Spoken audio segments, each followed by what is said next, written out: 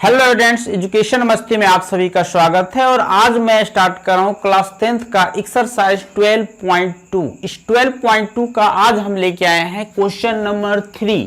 Question number 3 में हमें कहा जा रहा है कि एक घड़ी की मिनट की सुई जिसकी लंबाई 14 सेंटीमीटर है, इस सुई द्वारा 5 मिनट में रचित क्षेत्रफल ज्ञात कीजिए। आज हमें घड़ी क्या प्रॉब्लम है, घड़ी का क्वेश्चन क्या है वो देखिए। पहले तो हमको इसमें एक घड़ी से हम आपको पहले बताएं कि अगर ये घड़ी का एक हम डायग्राम बना ले, थोड़ा सा टेढ़ा हो गया, तो आप जानते हैं कि घड़ी के ऊपर में 12 और नीचे 6, यहाँ 3 और इस तरफ 9 होता है। बाकी 1 2 ये सब तो होता रहेगा। अब इसमें क्या कर रहा है वो समझिए। क्वेश्चन में कह रहा है कि मिनट वाली सुई, थोड़ा ध्यान से कंसेप्ट क्लियर कीजिएगा। चूंकि हो सकता है कि एग्जाम में अभी मेरे पास मिनट वाली सुई है, हो सकता है आपके पास घंटे वाली सुई की डिस्कस हो जाए, हो सकता है आपको सेकंड वाली सुई की क्वेश्चन पूछ दे। तो इससे बचने के लिए आप कंसेप्ट को क्लियर कीजिए कि हम कैसे बनाएंगे। अभी तो मेरे पास मिनट वाली सुई है, हो सकता है घंटे वाले आ जाए, सेकंड वाले, तो जो भी आएगा उस सारे क्वेश्चन को आप इस कंसेप्ट को समझने के बाद फटाफट बनाएंगे। तो देखिए, सबसे पहले आपको यह देखना है कि जो भी सुई हो, घंटा वाला हो कि मिनट वाला हो कि सेकंड वाला हो, आप जानते हैं कि कोई भी सुई होगी, अगर यहां से अगर वो एक चक्कर राउंड घूमेगा तो वहां से ये डिफिनिट तौर पे 360 डिग्री का कोण बना लेगा। सबसे पहली बात ये ध्यान देना है कि आखिर जो सुई है वो कितने देर में एक चक्कर लगाती है। जैसे कि मैं मिनट वाली सुई की बात करूं तो सोचिए वो कितने देर में एक चक्कर लगाएगी, 60 मिनट में। तो हम लिख लेंगे कि 60 मिनट में वो 360 डिग्री का कोण बनाती है। अगर सेकंड वाली सुई की बात हुई, फिर हम उसके बारे में आप सोचेंगे, चूंकि घड़ी तो सब कुछ देखे हैं, डिजिटल की नहीं एनालॉग की बात हो रही है, एनालॉग घड़ी की ही बात हम कर रहे हैं अभी। सेकंड वाली सुई 60 सेकंड में एक चक्कर लगा लेती है। अगर यहां पर है तो 60 सेकंड के बाद ही वो फिर वहां पहुंचेगी। मिनट वाली सुई अगर है, यहां अगर है, तो ये फिर अगले 60 मिनट के बाद ही फिर वो 12 पे पहुंच पाएगी। अगर घंटे वाली सुई की बात करें तो कितने देर में, मात्र 12 घंटा में ही वो एक चक्कर लगा लेगी। यानी हमको ये देखना है कि कितने देर में एक चक्कर लगाती है, बस इतना ही बात पे मेरा काम हो जाएगा। अभी अगर जैसे मेरी मिनट वाली सुई की बात हो रही है तो हम यहां पे लिख देंगे, जिस चीज के लिए काम कर रहे हैं वो पहले लिख देंगे कि मिनट वाली सुई के लिए, मिनट वाली सुई के लिए हम लोग अभी सोच रहे हैं मिनट वाली सुई के लिए आंसर है ये। अब मिनट वाली सुई सोचिए कितने देर में एक चक्कर लगाएगी, कुल मिला के 60 मिनट में।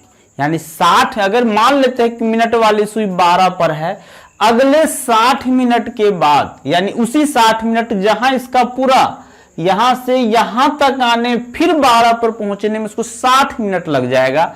यानी हम वहां पे लिख देंगे कि चूंकि 60 मिनट में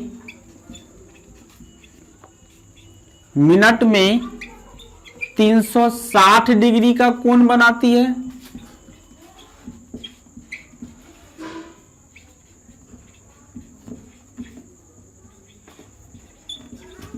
बस इतना ही बात लिखना है। अगर घंटे वाली सुई की बात हुई तो यहां पे लिख देंगे हम घंटे वाली सुई के लिए।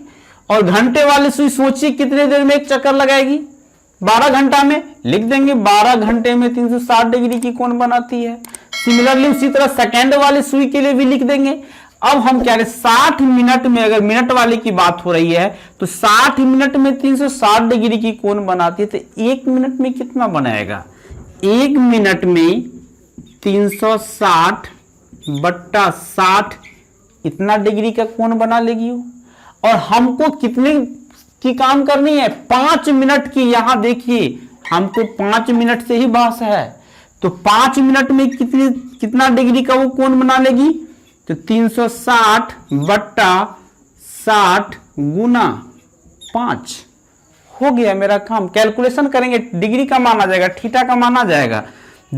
इसको इससे काट दे 0 से 0 और फिर ये इसको इससे काटेंगे तो ये 6 से कटा, 6 पंचे 30 डिग्री, यानी थीटा हमको मिल गया 30 डिग्री। यानी और वो जो मिनट वाली सुई की लंबाई है वही मिनट वाली सुई की लंबाई जो हो जाएगी ये मेरा हो जाएगा r = 14 सेंटीमीटर।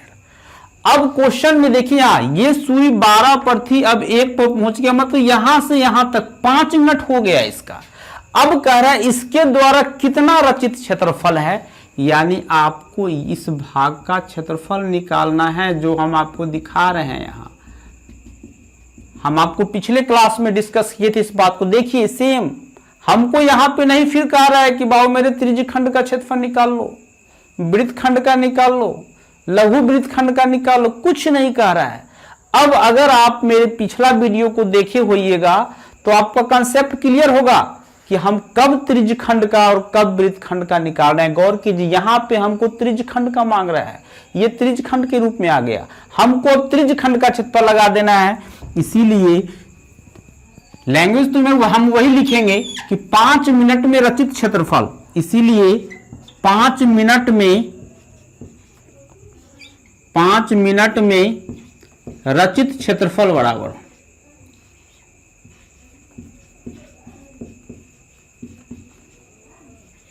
फॉर्मूला मेरा हो जाएगा थीटा बट्टा 360 इंटू पाई आर स्क्वायर, यानी थीटा बट्टा 360 इंटू पाई आर स्क्वायर। हमको क्या करना है, सब में इसका मान डाल देना है।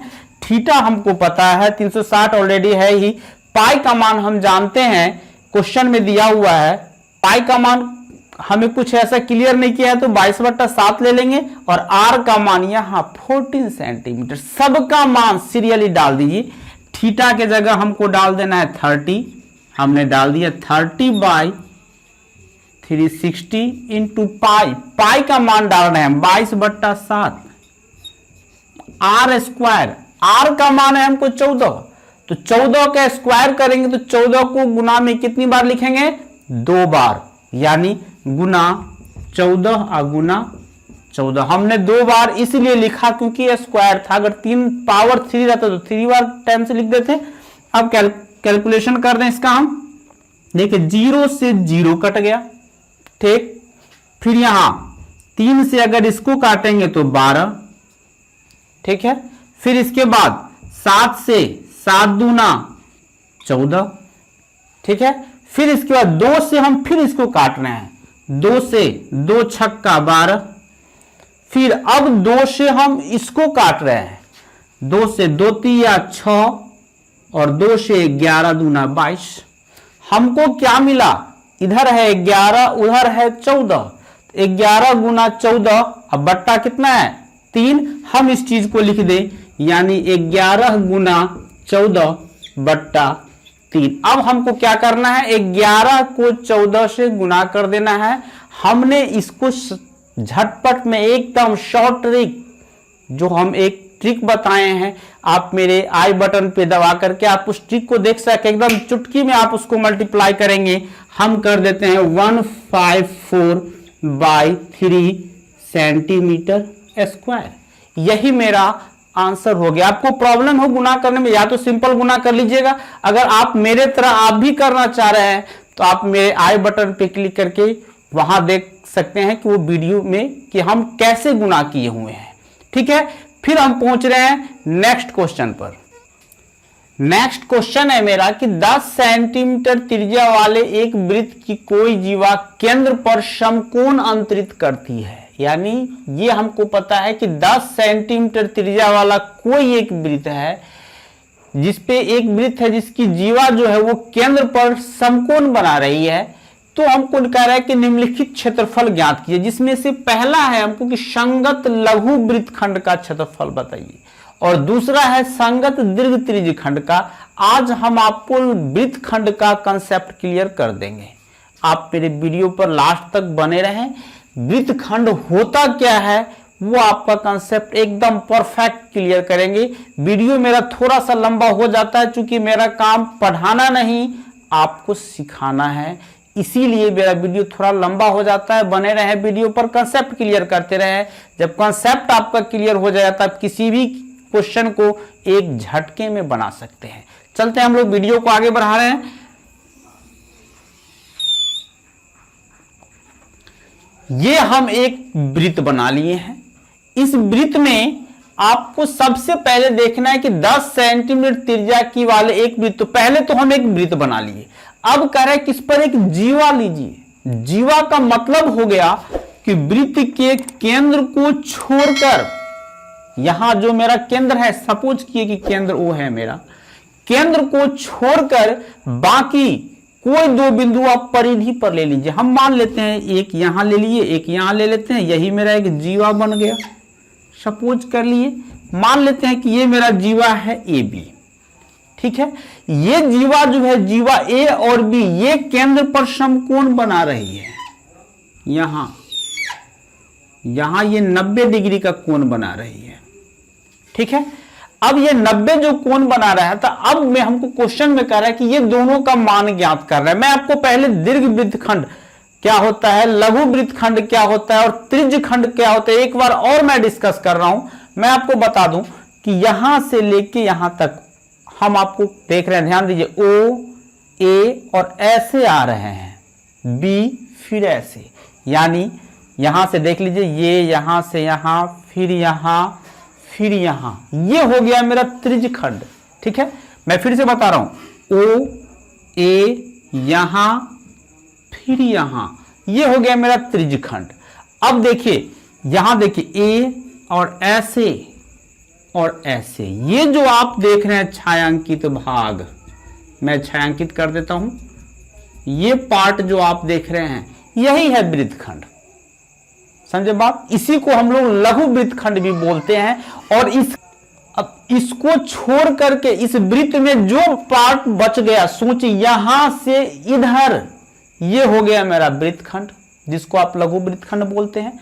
और यहां से लेके इधर, ये हो गया मेरा दीर्घ वृत्तखंड, ठीक है। मैं फिर से एक बार बता दूं कि यहां से लेके इधर ये हो गया लघु वृत्तखंड, और यहां से लेके इधर ये हो गया दीर्घ वृत्तखंड। तो हमको जो कहा जा रहा है कि थीटा का मान हमें दिया हुआ है, यानी आंसर पे हम लोग पहुंच जाए कि 10 सेंटीमीटर त्रिज्या, आर हमको दे दिया 10 सेंटीमीटर, लिख सकते हैं आप, यहां फिगर में भी एंट्री कर सकते हैं, यहां 10 सेंटीमीटर 10 सेंटीमीटर। फिर कह रहा है और थीटा इज इक्वल टू दिया हुआ है, जो केंद्र पर बना रही है यही है थीटा, ये थीटा हमको दिया हुआ है 90 डिग्री, ठीक है। तो पहला हमको बनाना है, पहला में लघु वृत्तखंड या संगत लघु वृत्तखंड की बात कर रहे हैं हम लोग, यानी संगत लघु वृत्तखंड की बात हो रही है। लघु वृत्तखंड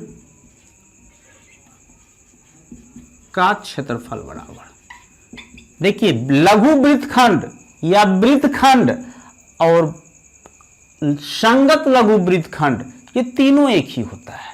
तो चले हम लोग, तो फॉर्मूला होता है इसका, मैं यहां लिख देता हूं, फॉर्मूला थोड़ा लंबा है, डायरेक्ट ही हम लोग इस्तेमाल कर रहे हैं। R square into pi theta by 360 minus 1/2 sine theta. ध्यान रखिएगा, ये फॉर्मूला होता है संगत लघु वृत्तखंड या वृत्तखंड या लघु वृत्तखंड का क्षेत्रफल का। ऐसे आपको नहीं फॉर्मूला याद है तो आप डायरेक्ट भी निकाल सकते हैं। कैसे, वो देखिए, आप आसानी से पहले आप त्रिज्यखंड का क्षेत्रफल निकाल लीजिए, और त्रिज्यखंड का क्षेत्रफल निकालने के बाद इस त्रिभुज का क्षेत्रफल जो ही घटाएंगे तो इसका क्षेत्रफल आपको मिल जाएगा। अभी हम फॉर्मूला पे डाल रहे हैं, तो कह रहे हैं आर का मान है 10, तो 10 का स्क्वायर हम कर दिए, इंटू पाई का मान हमें कहा जा रहा है कि 3.14 लीजिए, हम यहां पे दे रहे हैं 3.14 गुना थीटा का मान हमको पता है 90 बट्टा 360 माइनस 1/2 साइन, और थीटा के जगह 90 डिग्री है, ठीक है। फिर यहां पे देख रहे हैं, इसको जब इससे कैंसिल कर रहे हैं तो हमको हो जाएगा 4, यानी 10 का स्क्वायर हो जाता है मेरा 100, इंटू यहां पे हो गया मेरा 3.14 बट्टा 4 घटा 1/2 और साइन 90 का मान होता है 1। पढ़े होइएगा आप ट्रिग्नोमेट्री में, यानी 100 इंटू यहां मेरा बचा 3.14 बट्टा 4 घटा 1/2। हम अब बट्टा पर का घटाव कर देते हैं, इसको क्या मिल जाएगा हमको 100 इंटू लघुत्तम लेंगे तो हमको मिलेगा 4, यहां हो गया मेरा 3.14 घटा 2 दूना 4 2, यानी यहां जो हमको 100 इंटू 3.14 में से 2 घटेगा तो हमको मिला 1.14 बट्टा 4। फिर आप इसको मल्टीप्लाई कर दीजिए, आपको मिल जाएगा 114 बट्टा 4। कैंसिल करिए, 2 से 2 दूना 4, 2 से 2 पंचे 10, 2 सत्ते 14, यानी हमको आया 57/2। पूर्णांक निकाल देंगे 28.1/2 सेंटीमीटर स्क्वायर, या नहीं तो हम कह सकते हैं 28.5 सेंटीमीटर स्क्वायर। दोनों में से कोई आंसर हो सकता है। फिर इसी का जो दूसरा क्वेश्चन है, अब हम उसको देख लेते हैं। दूसरा क्वेश्चन में हमें कहा जा रहा है कि संगत दीर्घ त्रिज्यखंड का क्षेत्रफल बताइए। अब हम आपको बता दें कि संगत, हम तो त्रिज्यखंड आपको बताया कि त्रिज्यखंड हो गया मेरा यहां से लेके यहां तक, ये टोटल पार्ट। अब संगत दीर्घ त्रिज्यखंड क्या होता है, हम आपको इसको थोड़ा सा मिटा के आपको बताएं कि संगत दीर्घ त्रिज्यखंड, ये हम छायांकित उस भाग को कर रहे हैं, यानी ये रहा यहां से लेके यहां तक,